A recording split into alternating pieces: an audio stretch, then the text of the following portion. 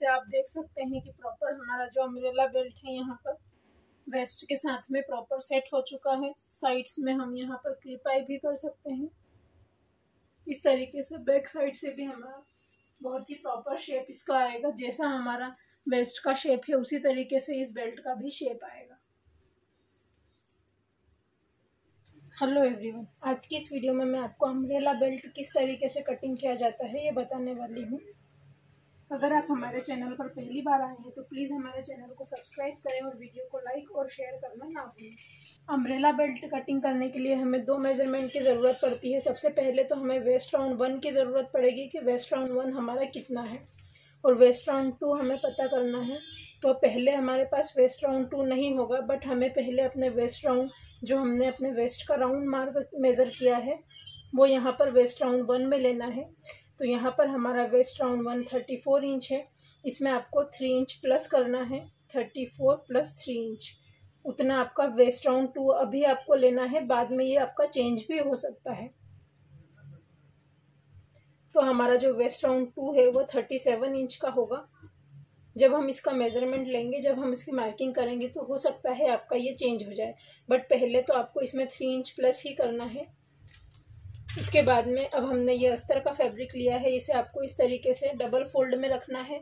ये हमारा on fold में डबल फोल्ड हमारा फैब्रिक है और ये हमारी ऑन फोल्ड वाली साइड है। तो सबसे पहले तो आपको यहाँ पर इस तरीके से स्ट्रेट लाइन ड्रॉ करनी है। इस तरीके से आपको स्ट्रेट लाइन ड्रॉ करनी है। स्ट्रेट लाइन ड्रॉ करने के बाद में जो भी आपका वेस्ट राउंड 2 आपने निकाला है उसे आपको डिवाइड 4 करना है और उसे मार्क करना है। तो 37 को हम 4 से डिवाइड करेंगे। इस तरीके से हमारा वेस्ट राउंड 1 में 3 इंच प्लस करने से 37 इंच आया है। तो वेस्ट राउंड 2 हमारा अभी के लिए हमारा वेस्ट राउंड 2 37 इंच है। तो 37 को हमें 4 से डिवाइड करना है। 37 हम डिवाइड 4 करेंगे तो हमारा आया है 9.25। तो जो भी आपने स्ट्रेट लाइन ड्रॉ की है वहाँ से आपको 9.25 पर एक मार्क करना है। इस तरीके से हम 9.25 इंच पर एक मार्क करेंगे और जहाँ पर भी आपने मार्किंग की है वहाँ से आपको इस तरीके से 1.5 इंच पर एक मार्क करना है। 1.5 इंच पर मार्क करने के बाद यहाँ पर हम इस तरीके से लाइन ड्रॉ करेंगे और जो भी आपने अभी मार्किंग की है उस मार्किंग को और ऑन फोल्ड वाली साइड का हमें सेंटर लेना है। इस तरीके से हम इसका सेंटर लेंगे और सेंटर पर एक मार्क करेंगे। अब हमने जो भी मार्किंग की है, अब यहाँ से हम 0.25 नीचे की तरफ भी मार्किंग करनी है। अब हमें सभी मार्किंग्स को आपस में मिलाते हुए इस तरीके से लाइंस को ड्रॉ कर देना है। इस मार्किंग को हमें नीचे वाली मार्किंग से मिलाना है। अब हमें यहाँ पर राउंड शेप ड्रॉ करना है। तो इस तरीके से हम यहाँ पर राउंड शेप को ड्रॉ करेंगे। अब आपको ऊपर जितने भी इंच का बेल्ट चाहिए उस बेल्ट के लिए आपको मार्किंग करनी है। तो यहाँ पर मैं अपने बेल्ट को 4 इंच का रखने वाली हूँ। तो इस तरीके से मैं यहाँ पर 4 इंच पर मार्किंग करूँगी।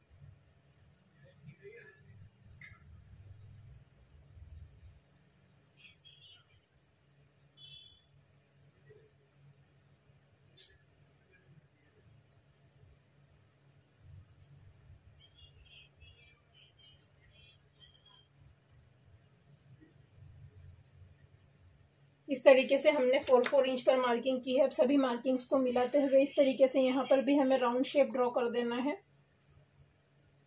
अब आपको यहाँ पर क्रॉस लाइन ड्रॉ करनी है। क्रॉस लाइन ड्रॉ करने से पहले आपको यहाँ पर अपने वेस्ट राउंड 1 की मेजरमेंट लेना है। वेस्ट राउंड 1 आपका कितना है? हमारा वेस्ट राउंड 1 34 है। तो 8.5 इंच पर हमें मार्किंग करनी होगी। तो इस तरीके से 1/2 इंच नीचे से हम मेज़र करेंगे और जहाँ पर भी आपका 8.5 इंच आएगा वहाँ पर आपको एक मार्किंग करनी है। ये मार्किंग आपकी जहाँ पर भी आएगी वहीं से आपको इस तरीके से स्केल को क्रॉस में रखना है और ऊपर से आपकी लाइन ये मैच होनी चाहिए और हम इस तरीके से क्रॉस लाइन को ड्रॉ कर लेंगे। उसके बाद में हम नीचे हमारा वेस्ट राउंड 2 कितना आया है ये चेक करेंगे। तो इस तरीके से 1/2 इंच ऊपर की तरफ से ही हमें ये चेक करना है। तो हमारा 9.5 इंच ये वेस्ट राउंड 2 आया है। 9.5 इंच का हम 4 पार्ट करेंगे। तो 9.5 इंटू 4, तो हमारा जो वेस्ट राउंड 2 है वो 38 इंच आया है। तो इस तरीके से हम 38 इंच हमारे वेस्ट राउंड 2 को रखेंगे और इसी के अकॉर्डिंग हमें अपनी वेस्ट को स्टिच करना है। अब हमें अपने बेल्ट और जो आपने ये ऊपर से बेल्ट की लेंथ की मार्किंग की है, तो जितना बेल्ट आपको रखना है उसमें 1 इंच प्लस करके ही मार्क करना है, क्योंकि ऊपर से भी आपका 1/2 इंच स्टिच में जाएगा और नीचे से भी 1/2 इंच स्टिच में जाएगा। तो हमें यहाँ पर 4 इंच का बेल्ट चाहिए, तो 5 इंच पर मैं मार्किंग कर लूँगी।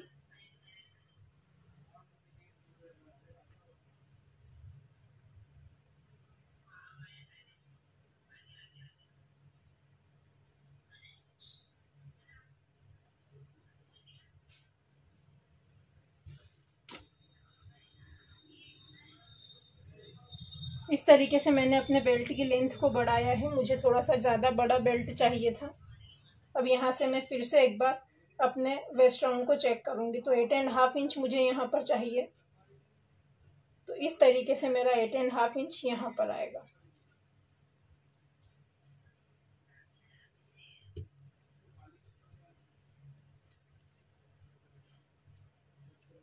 अब हमें यहाँ से स्केल को क्रॉस करके लाइन ड्रॉ करनी होगी।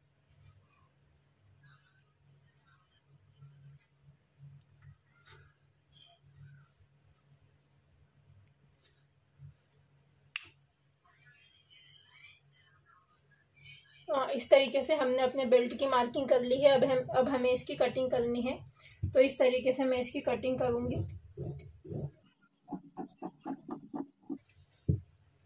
ऊपर से भी हम इसे कट करेंगे।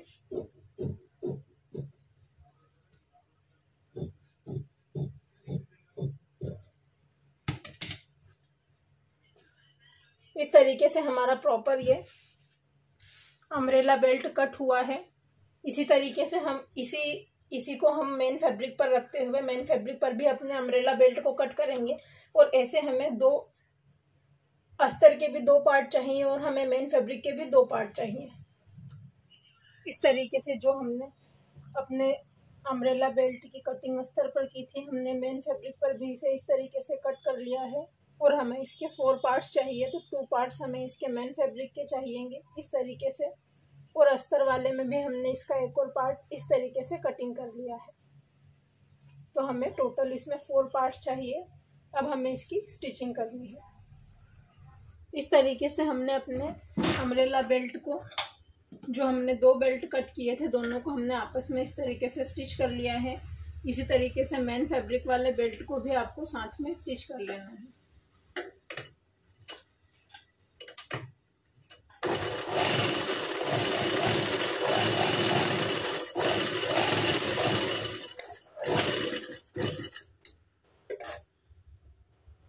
अब हम इसे इस तरीके से ओपन करेंगे और जो भी इसका स्टिच वाला पार्ट है उसे आपको इस तरीके से रखना है। और यहाँ पर प्रेस भी लगा सकते हैं, बट मैं इसमें डायरेक्टली स्टिच करूँगी। और इस तरीके से हमारे अस्तर वाले फैब्रिक को भी हमें रखना है और इसकी भी जो ये है स्टिचिंग का मार्जिन है, इसे ओपन करते हुए ही रखना है। नीचे हमें अपने अस्तर वाला फैब्रिक को रखना है, ऊपर हम अपने मेन फैब्रिक को रखेंगे। सेंटर से सेंटर मिलाते हुए हमें इसे रखना है इस तरीके से। इसके बाद में हमें 1/2 इंच के मार्जिन पर यहाँ पर स्टिच लगानी है।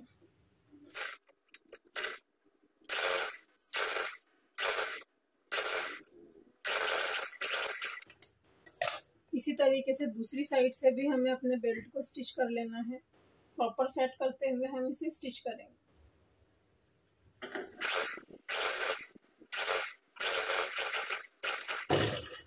इस तरीके से स्टिच करने के बाद में हमें इसमें धार स्टिच लगानी है। तो धार स्टिच लगाने से पहले अगर आपका ज़्यादा मार्जिन हो तो आप उसे कट कर दें।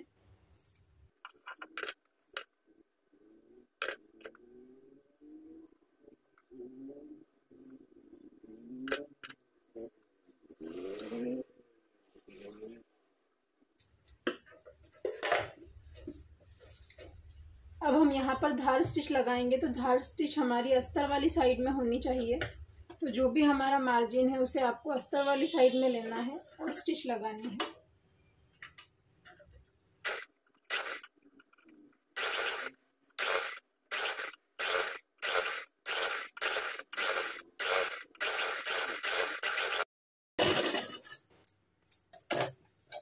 इस तरीके से स्टिच लगाने के बाद में आपको यहाँ पर इसे प्रेस से सेट कर देना है। यहाँ पर हम इसे प्रेस लगाकर सेट करेंगे। तरीके से हमारा जो साइड्स हमें कवर करनी है वो साइड्स हमें किस तरीके से कवर करनी है ये भी मैं आपको एक बार बता देती हूँ। तो जो भी आपका अस्तर वाला फैब्रिक है उसे आपको इस तरीके से अंदर की साइड में पलटना है और यहाँ पर आपको 1/2 इंच के मार्जिन पर स्टिच लगा देनी है। इसी तरीके से जब आप यहाँ पर स्टिच लगाएंगे तो आपका ये प्रॉपर यहाँ से फिनिशिंग से कवर हो जाएगा। जब आप इसे पलटेंगे तो आपका इस तरीके से यहाँ से प्रॉपर सेट हो जाएगा।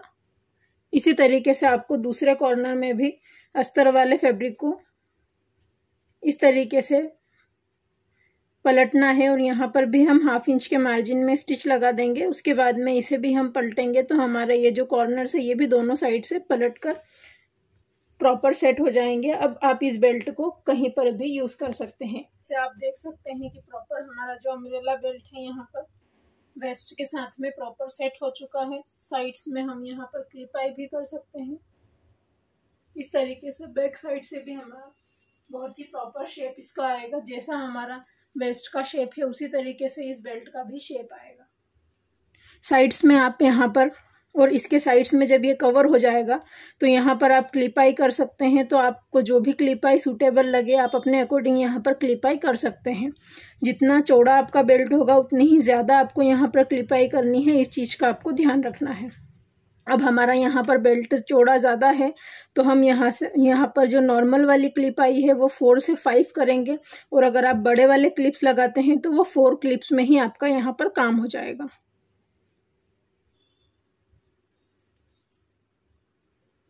इस तरीके से हमने अपना अम्ब्रेला बेल्ट कटिंग और स्टिच करना आपको बताया है। अगर आपको हमारी वीडियोस पसंद आती है तो हमारे चैनल को सब्सक्राइब करें, बेल आइकन को प्रेस करें ताकि आने वाली सभी वीडियोस की नोटिफिकेशंस आपको मिल सकें। वीडियो में लास्ट तक बने रहने के लिए धन्यवाद।